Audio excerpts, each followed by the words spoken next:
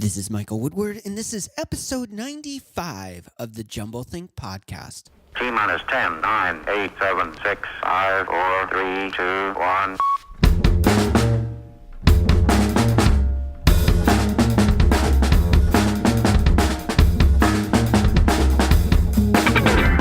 Welcome to the jumbleThink podcast, a podcast focused on telling the stories of dreamers, makers, innovators, and influencers. Along the way, we'll give you some tips and ideas of how you can chase your own big ideas and dreams and create the world you want to live in. Our guest on today's episode is Steve Lowisz. More about Steve in a moment. Our guest on Monday's episode is Damian Lupo. Damian is the founder of Total Control Financial. He's also a mentor and business coach to many successful entrepreneurs. He's authored 3 books, Reinvented Life, Total Control Guide to the QRP, and The Quick and Dirty Guide to Gold and Silver. His story will inspire you that no matter where you are in life, you can overcome the obstacles that are holding you back from the potential you have. It is truly an amazing story that he has, and we dive into incredible topics that will impact your life at a deep level. Make sure to come back this Monday for our episode with Damian Lupo. It's hard to believe that the jumbleThink podcast is almost at episode 100. We have some incredible guests coming up in the next few weeks and some great past guests. Right now is the perfect time to catch up on those past episodes you may have missed. All you have to do is swing on over to jumbleThink.com/podcast, jumbleThink.com/podcast. You'll see all of our past episodes, and you can go subscribe to the podcast at your favorite place to listen to podcasts, whether that's iTunes, iHeartRadio, Stitcher Radio, all of those great places and so many other places. Go over, click that subscribe and follow button. You'll catch up on those past episodes and be ready for the remainder of season 1 with our amazing guests that are coming up. Now let's jump into today's episode with Steve Lowisz. I love when we can give you an update on a past guest. Earlier this year, on episode 43, part 1 and 2, we had Matthew Schutte from the Metacurrency Project on the podcast. He shared about their new Holo community, and they recently launched a really cool campaign on Indiegogo.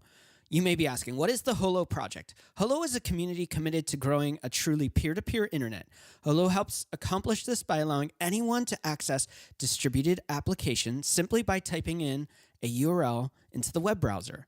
They believe that when everyone can explore the distributed internet, the internet will shift and change the world in powerful ways by empowering individuals, fostering trust, and helping build thriving communities.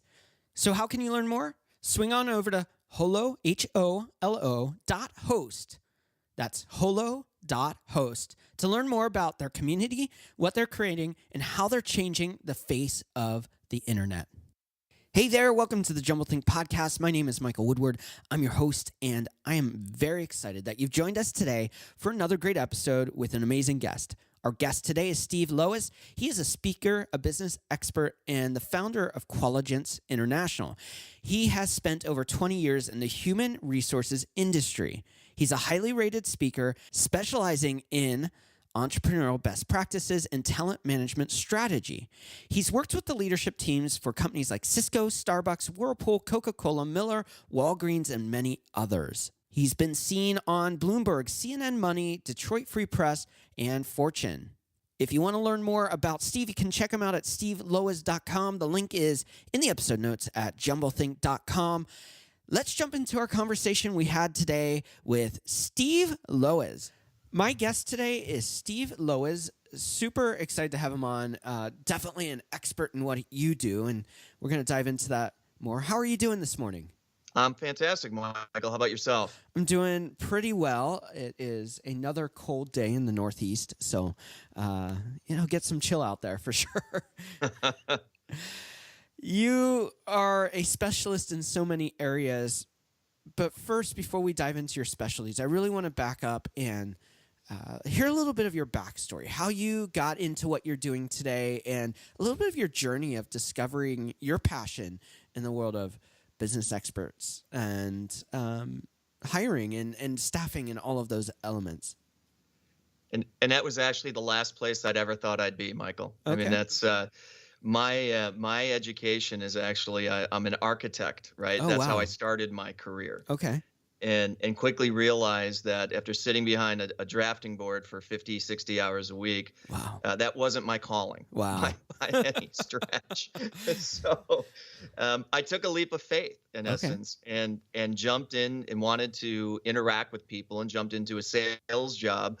Never had an ounce of selling in my life. Wow. The reality of it is I'd never done anything like that. And I had a guy that ultimately took me under his wing and taught me how to sell B2B. Wow. I mean, that's what I was doing. I was Okay. a up and down the street sales guy. Wow. And that led me into, as I continued to have success, that led me into leading salespeople about 8 months after I started as a salesperson. Okay. And this something at that point triggered inside of me that said, this idea of people and leading people is actually pretty cool, Yeah. even though I made some really boneheaded mistakes early on in my career. Okay. Not understanding that people are motivated differently, that motivation is actually somewhat of a fallacy. Okay. I screwed some things up really badly Yeah. early on. But as I learned more and more and more of this, I had an opportunity to actually move from selling a tangible product. Office equipment is really what I was selling at the time. And because I had to hire so many people to grow our business, I ended up joining as a partner, one of our vendors that actually helped us identify talent. Okay. And that was back in the early 90s. And since then have had a two partners in one business. And then ultimately in 1999, I founded the group of companies that we have today. That still focuses on talent, where to find it, what to do with it, how to develop it, and how to maintain and retain it. And that's Collegians, right? Yeah, Qualigence Group is the parent company, so we focus on helping clients find, engage, and develop those individuals that they need to be successful businesses themselves, all the while learning how to do it better and better ourselves for our own business. Yeah. You mentioned something in kind of your sharing of that story that really stood out to me, and that's the idea of motivation. And we've had some guests on here who have said some interesting things about motivation and how it isn't a really good motivator for a lot of people. Tell us a little bit about the fallacy, as you called it, of motivation and how we can better motivate our team or ourselves in a lot of cases and really approach getting the gears going and moving forward. That's a fantastic question, because so I put it under the heading of motivation is a myth. Okay. To a certain extent. And what I mean by that is when we talk about motivation or companies try to motivate, or what I did early in my career, right? I would motivate my people with the carrot and the stick. You know what the analogy is, right? Yeah. You either beat them into motivation submission, right? Yeah. Or you're always making a promise to the next thing. I'm going to motivate you by a little extra money if you hit this. I'm going to motivate you by with a title to get you here, whatever the case might be. But that's external motivation. Right. External motivation is temporary. Yeah. I mean, you can only beat so people so much into submission and expect them to do what you want them to do, right? Yeah, yeah. So it took me a long time, unfortunately, to learn this. And in my career, I lost a lot of people because I was doing the carrot and the stick. Right. And ultimately, I had to realize that, real motivation is intrinsic to what the person thinks is important to them. Right. And I look at it and I call this what I call the core four purpose. Okay. So there's kind of four pieces that everybody has that, quote unquote, motivates them to either do something or not to do something. Right. Right. One is we're motivated not to do things or to avoid things based on pain. We know that, right? Yeah. Pain Good motivator. Oh my gosh. And most of the studies will show that we'll do more to avoid pain than we will to gain pleasure. Wow. So think about it. Would you focus more on not losing $100, or would you focus more on trying to get your next $100? Where would you put more effort in if you knew what the outcome was going to be? Well, get the next 100 for me, at least. But most people won't do that. Most people actually will protect what they actually have, and they don't want to lose $100. Yeah. Yeah. So pain is a very specific motivator. Then the next one is obviously pleasure, right? What do we want to gain that we don't have right now? Or more importantly, what's the pleasure we want to keep that we have right now? Yeah. That's an important motivator psychologically for everybody, right? So when I was younger and starting the business, what did I want to gain at the time that I got my hands around and had a little bit of success in? It was money. Yeah.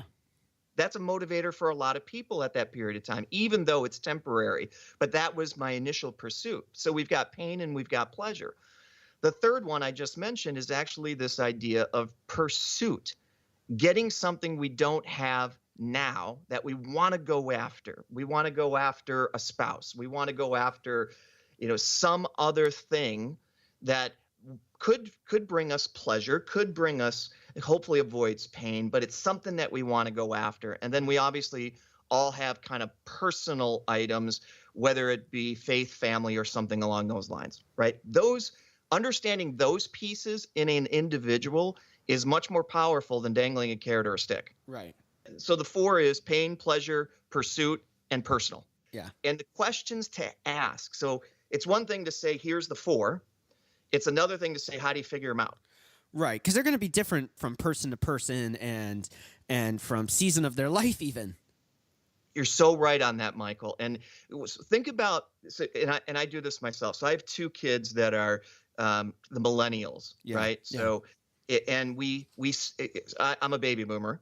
We stereotype Millennials. Right. We think they're all motivated by the same thing. Right. Now, my son, who wants to have nothing to do with college, university, and so forth, because he's more of a hands-on, this is the way I do things. Right. Right. My daughter is in her master's degree who wants to be a teacher. They're both Millennials. They're 2 years apart, but they have very different motivators, very different drivers. Right.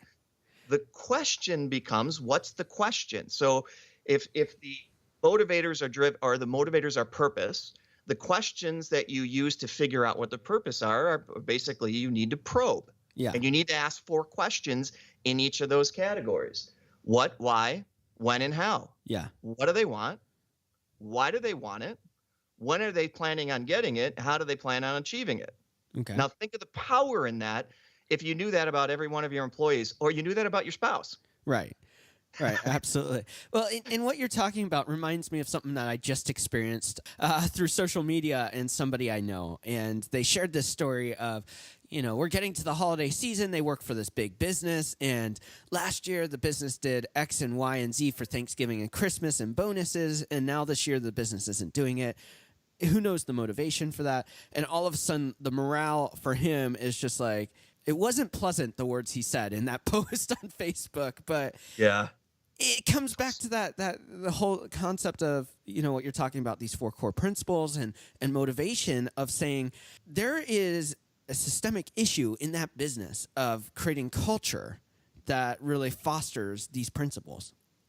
Yeah, there's no question. So I break it down real simple, and I'll give you an example of it here in a second. But one of the principles that you've got to live by, I've got to live by, every organization's got to live by, you've got to live by, all your listeners do, is this idea of lying. Now, let me explain what I mean by this, because that kind of upsets people when I call them liars, because you and I are both liars, Michael. I hate to tell you, we are.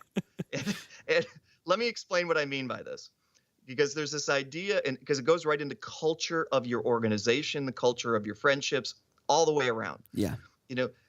We're either liars by commission or omission. Okay. Right? Really bad people, they make up lies constantly. And I'm not suggesting that any of us do that on a consistent basis, right? Yeah. But the lie of omission is something that comes up and just ruins organizations. And I'm going to go back to my own story of this, because I'm surprised that I didn't fail 10 times throughout my career. And let me explain what I mean by that. Yeah. The lie of omission is not telling everybody the reason you're doing things or what the real truth is about where your organization is. So here's what happened. We all remember 2008 and 9 and what happened with the economy, right? Yeah, vividly, I'm sure. and we're still reeling from that, are we not? Right. Yeah. But think about what happened in 2007, at least in our case, and in most cases, businesses had a boom in 2006 and 7. Yeah. Then the floor fell out. Yeah. Right. And ultimately, candidates or employees became very skeptical about their organizations because they started to lay off like crazy. Remember that. Right. Yeah. Think about this as what I call the post-trust era. Yeah. Right. Because of what happened, they just don't trust us. Okay. So 2007, we have a phenomenal year. It was actually one of our most profitable years ever after all the years in business. 2008, 9, 10 comes, and we struggled just like everybody else did. Yeah. And what ultimately happened is I actually went into debt by $2 million. Wow. And the reason I did that is that I didn't pay my personal taxes for 3 years. Yeah. So we did well previous to that. But I never shared that with my organization, with my team, because I felt it was too personal. Yeah. You don't need to know that I'm $2 million in debt. Yeah. Or just 1.9 million, right? So I began to do things similar to the story that you described. You cut the holiday party because you want to save some dollars because I need to pay off this debt. And I started to do that stuff. And I actually created an environment in one of my organizations that I would consider today as being highly demotivational, if not toxic, because I didn't share with people what was really going on because I was committing the lie of omission. Yeah. And ultimately, that kind of sat there as something we didn't talk about. I didn't tell anybody up till 2016. Wow. 8 years later, Michael. Yeah.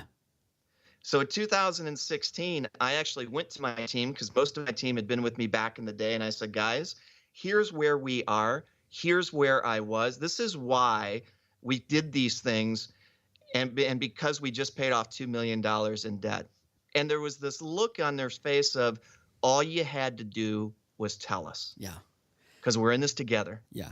And that's so hard. I mean, I can relate to that story because similar things happened to our business during that time where, you're making sacrifices that others don't know or experience. And it does feel really personal. It does feel very hard to be transparent. And it makes a huge difference. But the thing is, if you tell the truth on everything, right? And again, it's not about, the lie of commission, but if you're just completely forthright about everything, think of the liberating power that gives you to run your business, to interact with your spouse, to interact with your kids, to interact with your team members and so forth, because you never have to worry about being somebody that you're not. Right. Right. And the picture I get is being a light on a hill. And when you have that light, all of a sudden you can see what's around you, you can see what's happening, and all of a sudden it illuminates the situation so the realities come in. Oh, absolutely the case. And it goes one step further than that because you're the light, other lights start to pop up. Right. And as leaders in businesses, let's think about how it relates to culture.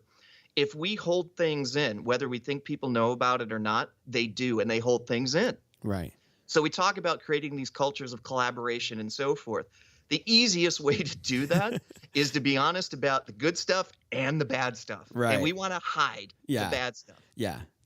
Well, and it feels, it comes back to, and I hear this every episode, it comes back to overcoming the obstacle of fear. Whether it's the fear of moving forward, whether it's the fear of transparency, what will people perceive me as if I tell them the truth? Fear is a toxic motivator. No question about it. It's a demotivator. Yeah. Right? That's good. So because that's intrinsic, because you're right. The fear of judgment of your peers, of your friends, of your family drives us to do some really stupid things. It does. And in the workplace, that ultimately kills us. Not everybody has, if you start sharing things with your team members that you've kind of put in your, there's a skeleton in the closet. Think about it that way. They may freak out at first, but as you continue to have the open dialogue and the conversation, they become much more open about it. And it's a natural collaboration as opposed to a forced one where you try to motivate people to collaborate. Yeah. You can't do that. You have to live it. Yeah, that's so good. You mentioned millennials early on. I'm a big fan of that conversation because I think there is a lot of perceptions that are just honestly off and wrong. you mentioned, your two children and how vastly different they are. But one common thread that I'm hearing from millennials that I'm talking to is that they're not willing to accept the status quo. They're not willing to buy into the lies of, I'm just going to live the status quo. I'm going to go get the job. I'm going to go get the pension or the 401k plan. I'm going to go get the insurance and I'm going to be safe. There seems to be this movement away from whether it's trust or whether it's liberation. I don't know, but can you speak a little bit to that and why you think there's the shift and what I think there's a lot of lessons that instead of judging from older generations that we can be learning from them. No question about it. And I referenced it earlier, as you said. There's a stereotype for many of the millennials coming into the workforce. I mean, let's think about it right now. They're going to be the biggest percentage in a very short period of time as baby boomers and Gen Xers ultimately get to retirement age, primarily the baby boomers. And we look at it and say, well, they're motivated by something different, so they're lazy. Right. That's a common. I mean, I hear this constantly. Yeah, it's a horrible perception. Oh, it's so bad, and we have to make all these accommodations for millennials to be able to track them. Right. That's a wrong perspective on millennials. Yeah. It's not about making accommodation. It's about understanding that they're driven by different intrinsic values. Right. So let's think about this. So my kids I've been building businesses since 1992. Yeah. What happens when you build businesses? You're gone constantly, are you not? Yeah. Yeah. So, the majority of their lives, my wife was a single mother. Yeah. Right? Because I was gone building businesses. There was years that I traveled 260 days out of the year. Wow. That's craziness. Now, there's no connection to your kids. Yeah. There's no connection to your wife. It just doesn't exist. So my kids looked at that and said, wait a minute. Yes, Dad was successful. Dad, made money. Dad did all those things. But I am not willing to give up my life to achieve a new Bentley or whatever the case is. Yeah. Right? So we have to understand it's about what drives them and what their perspective is. It's not about making accommodations for them. It's about figuring out the best way to get them to work to provide value to you because they're driven by different things. Yeah. That's not accommodation. That's understanding the value system in which they operate so that you can navigate that landscape.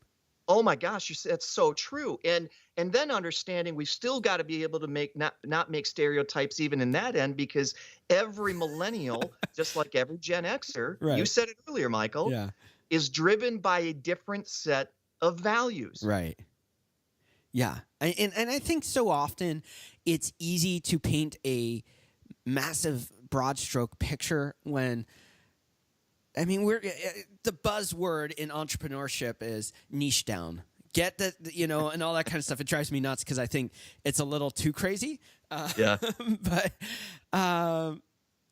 we have to do that with how we approach people because people are individuals. They are not a commodity. They are people. They are not machines. They are people. And I think so often corporate America has seen the numbers and not created culture that reinforces building something bigger. Yeah, no, there's no question about it. We often say, hey, they are individuals, but the reality of it is we don't treat them like individuals. Right. And I've made this I'm speaking from experience, Michael. Right. So, years ago, as we started hiring a younger crowd coming in at the time, we started to listen to the stereotypes that are out there. So here's what millennials want. They want a beer keg in the office. Okay. Yeah. So what do you think we did? This is going back to about 2010. We went out and we bought a beer keg. So I have a kegerator in our office. Yeah. Okay. When's the last time you think that thing was used? I don't know. Yesterday, today? 4 years ago. Oh, okay. And the reason for that is that there are some that love a good beverage at 4:30 or 5 o'clock, after kind of the day is done. But we took it as a stereotype because we had a few people say we all want this. Yeah. That wasn't the issue. 2 years ago, we put a gym in the office, and I've got more people using the gym than drinking the beer. So we get rid of the beer, and we have everyone healthy now.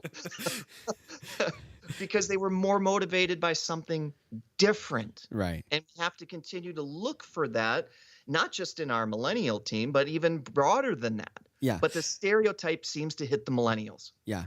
I think this opens up another question that goes a little bit broader. And, we can hyper-focus on millennials. We can hyper-focus on whatever generation is and the obstacles of employing and working with those demographics. But there is something to be celebrated in diversity. And we can learn a lot from diversity. Can you share a little bit about how diversity in our organizations, or diversities early on as being an entrepreneur and the people we surround ourselves, can actually help us be better at what we do? Yeah, there's no question about it. So hot topic, right? When we talk about this idea of diversity anyways. Right. And I'm going to give you some experience from my past. Right. In essence, for diversity for me, it was very negative. It was a negative connotation initially. So as an entrepreneur, what do most entrepreneurs do initially? They hire people that look like themselves. Right. And I did the exact same thing. Yeah. What happens when you hire people that look like you, have the same background as you, probably have the same level of education or type of education? What actually happens? Everything becomes, the same. It becomes very singular. So what happens is I come up with a harebrained idea that really makes no sense. They all agree with me because they're looking at it from the same perspective. Right. Right. It's the craziest thing in the world. Yeah. Now you add a little diversity to the background, and I'm talking about any type of diversity, different views, different ethnicity, it doesn't matter. You Right. add different diversity that has come up through different experiences, and the value they can bring because they have a perspective or a lens that you and I cannot have because we haven't sat in their shoes. Right. Think of the value that brings by their questioning, by their opinion, by their experiences related to what you're trying to do for your client. Oh my gosh, does it open another world? Absolutely. And one of the things that I've discovered, at least for me, and please contradict me if you think I'm off base here, is that we've been so, as a culture, focused on equality and making everyone the same that we've lost celebrating the differences. And we've lost the ability to really go in and look at people and say, not everyone should be treated the same. We should celebrate their strengths and their abilities and what makes them awesome and launch them into the fullness of what that could be. You are so on the money. And let me give you an example of this, Michael. Okay. So when my daughter was a senior in high school just a few years ago, graduated, prom was at our house. So all the girls came to our house for prom. Right. And they're all lined up in the front of our house. And, being the proud dad, I went out there and I snapped a bunch of pictures of it. Right. Right. Yeah. So the limo comes, takes the gals to meet the guys, and they go off to prom. Limo comes back for the parents, and we all decide to go to dinner. Yeah. And as we're driving to dinner, I look down at this picture, and it was, there's about 16 girls, 15 girls. I don't remember exactly what the number is. And I show the picture to my wife, and I say, hey, what do you see in this picture? And she looks right at my daughter and she says, well, Lauren's hair is a mess. I'm like, no, that's not what I'm talking about. let's dig a little deeper here. I said, what do you see here? Yeah. And she's like, I can't figure this out. I said, it looks like the United Nations. Yeah. They're all different because we live in a very diverse area, and this is natural for my daughter. So the next morning, I show the picture to my daughter and I say, Lauren, take a look at this and what do you see? Of course, being like her mother, she says the same thing, and my hair's a mess. No, that's not what I'm talking about. Take a look a little closer. Yeah.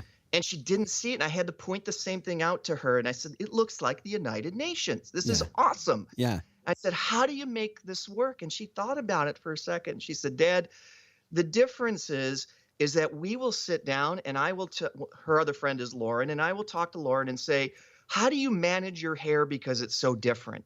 How do you do this because it's so different? And it was a perfect example of what you just said. That generation, at least my daughter in particular, they embraced, they talked about the differences. They learn from each other. Yeah. We don't do that as a generation. Right.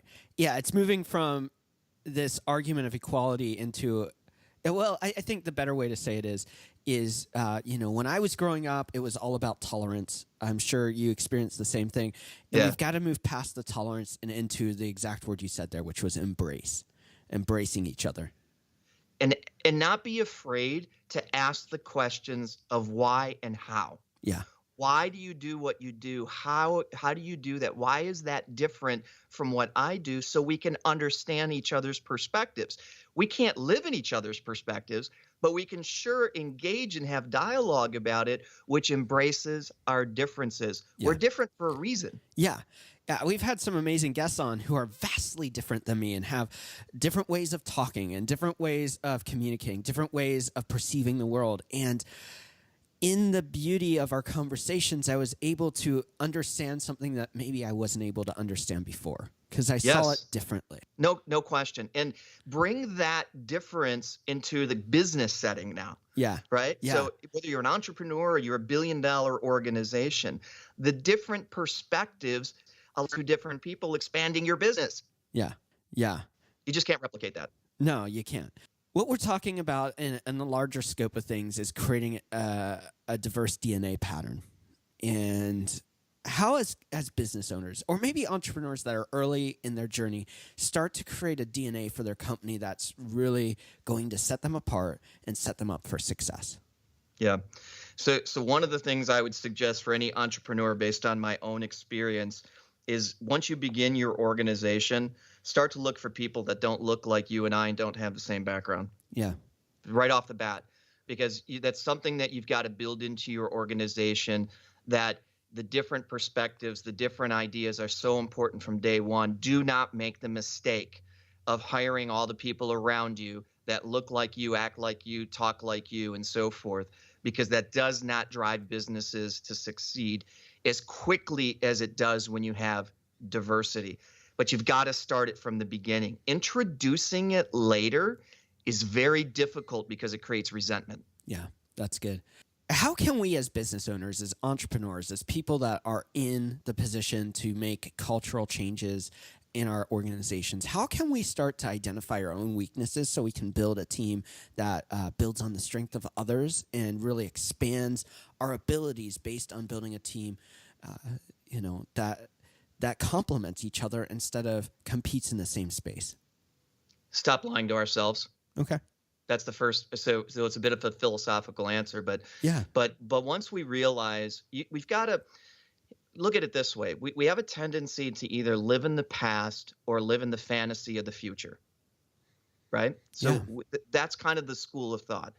Until we realize where we are today, there's no point in looking at the future because it's based in fantasy. Once we are grounded in what's working today, what's not working today, what are the action steps to get beyond that, now we can start building for a future. But you can't get there until you realize what's going on today. Where am I today? Is it where I want to be? Is it not where I want to be? Too many organizations jump right to the future. So often it's easy to get in that trap of looking to what could be. And I'm a big dreamer. I'm a person that loves looking at the possibilities and exploring that and thinking of what could be. How can we be content in the future or content in the present without losing our momentum to move to the future? Yeah, I don't think we should be content with the present. I think what we need to do is realize what the present is, and then work for the future. Let me give you an example. So I was having a conversation with a fellow entrepreneur a couple of nights ago, and he says, we're going to be $1 billion business. I said, wonderful. So where are you at today? Well, we did about $10,000 in revenue. Now, it's great to have the fantasy of being $1 billion business. Right. But if you're at $10,000 in revenue today, don't be content. Yeah. But what's the steps that'll get you to 50,000 first? Right. Then what's going to get you to 100,000? Right. And the reason that this is important, Michael, is that we start to create plans for already being that $1 billion company instead of plans to take us from 10,000 to 20,000 to 50,000, which seems simplistic, but it starts to drive the volume of growth that you need. Contentment, I think, is somewhat of a fallacy.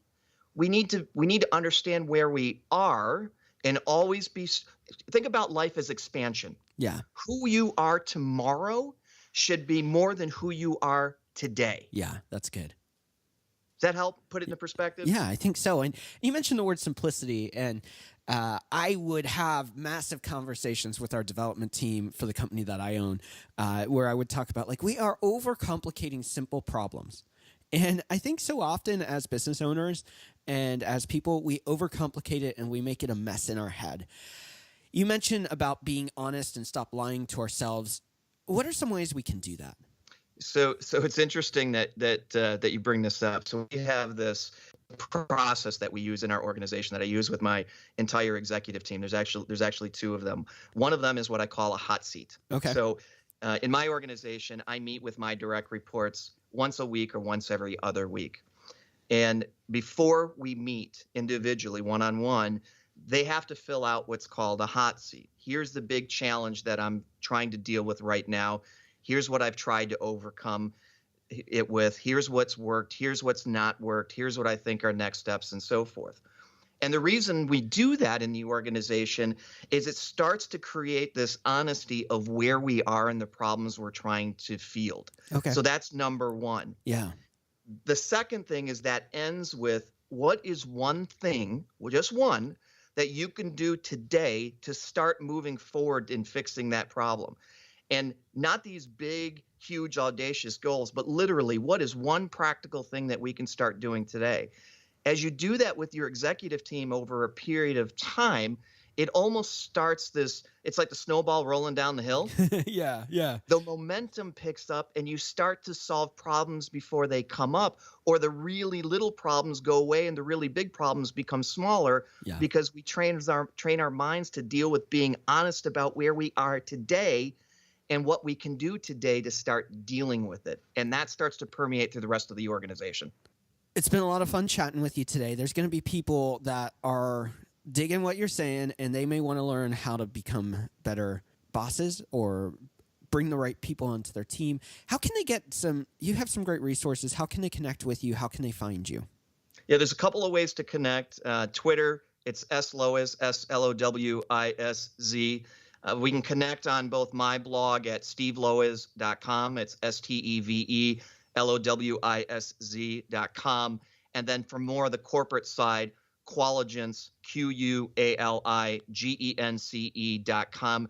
There's a ton of free resources, videos, and ways to get in contact with myself or any part of my team. There are going to be some people listening who may own a business or might be in the process of bringing team members on. What would be the first step you would tell them to do in the process of really beginning to create a culture that they would be proud of in 5 or 10 years? So go right back to the beginning of what I talked about earlier. Number one, be completely honest with every candidate or employee about where you are today and where you're ultimately wanting to go. That's number one. And then number two, we talked about this earlier. You were right on the money on this, Michael, is make sure to start building your organization with people different than yourselves, so that you start by creating that culture that embraces inclusivity and diversity. Don't wait till later. That's really good. Let's jump into our rapid fire questions. These are Sure. questions we ask every guest on the episode, and there's some of my favorite questions to ask anyone I can talk to. What is one tip you would give someone with a big idea or dream and they don't know where to start? Share it with their family first. Okay. Why is that? Because they'll get some honest feedback from your family before you will from others. What is one change you'd like to see in the world? I would say there's two. Number one is what we talked about earlier, is acceptance of our differences is number one, and an elimination of stereotypes. What do you want your legacy to be? I want my kids to be able to say, Dad was focused on not just the business, but on his relationships, on his belief systems, and on taking care of those around him. A follow-up question to that is, I think often we live our life just kind of in the motion of life, and we're not intentional about it. How can we be intentional about our belief systems so that we have a foundation? So this is the way I look at it. I believe there's 4 parts to every human being, and there's 4 focuses: body, being, balance, and business. Okay. So body, our bodies as a temple, we've got to be able to manage that, or we can't do a lot of the other things we need to do. Our being, whether it's your faith or anything related to why you do what you do from a spiritual motivation perspective, balance in terms of balance with your family, friends, kids, spouses, and making sure that you're doing things that are specific to driving that relationship. And business could be an intrapreneur, an entrepreneur, it doesn't really make a difference. Those are the core four tenets, if you think about it that way. Who or what inspires you? So I had a leader back who brought me into my first sales job. Guy's name was Mike Ames. And Mike absolutely poured into me. Here's a young guy that had no experience in the business, and he showed what real leadership is all about and real acceptance is all about. What are you currently reading or watching? So I'm not a big fan of television, so I don't watch a whole lot, but I absolutely love to read, and I love to use Audible. Okay. So I can do it while I'm driving, and I just finished Building a Story Brand. Yeah. Which is a phenomenal book. And just before that was Gary Vaynerchuk's book, Crush It. Okay, cool. The final question I ask every guest is, what is one dream you're still wanting to fulfill in your own life? Personal dream? It can be anything you want to interpret that question as. Climb Mount Everest. Oh, that's cool. And before I leave this planet, that's going to be done. Okay, cool. Steve, it's been a lot of fun chatting with you about topics I think that are way overlooked and not incorporated into our lives. Thanks for your honesty and transparency in this discussion, and thanks for sharing your story and how, we can really create culture and lives that have significance.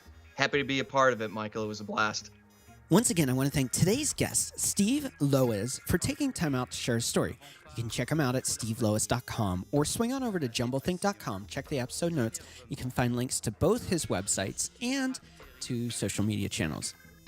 Our guest on Monday's episode is Damian Lupo. Damian is the founder of Total Control Financial. He's also a mentor and business coach to many successful entrepreneurs. He's authored 3 books, Reinvented Life, Total Control Guide to the QRP, and The Quick and Dirty Guide to Gold and Silver. His story will inspire you that no matter where you are in life, you can overcome the obstacles that are holding you back from the potential you have. It is truly an amazing story that he has, and we dive into incredible topics that will impact your life at a deep level. Make sure to come back this Monday for our episode with Damian Lupo. I love when we can give you an update on a past guest. Earlier this year, on episode 43, part 1 and 2, we had Matthew Schutte from the Metacurrency Project on the podcast. He shared about their new Holo community, and they recently launched a really cool campaign on Indiegogo. You may be asking, what is the Holo Project? Holo is a community committed to growing a truly peer-to-peer internet. Holo helps accomplish this by allowing anyone to access distributed applications simply by typing in a URL into the web browser. They believe that when everyone can explore the distributed internet, the internet will shift and change the world in powerful ways by empowering individuals, fostering trust, and helping build thriving communities. So how can you learn more? Swing on over to holo, HOLO.host. That's holo.host to learn more about their community, what they're creating, and how they're changing the face of the internet. Thanks for tuning in to today's episode. It's been a lot of fun. I hope you've enjoyed it, learned some great lessons, and now have some tools to chase your big idea and dream. It's up to you now. Go out there, do something awesome, make one step, one movement towards that big idea and dream, and start changing the world around you. Également prendre un moment revitalisant dans quelques mois, lorsque vous aurez bien saisi la technique et que vous serez maître de votre corps, vous pourrez vous décontracter même en travaillant.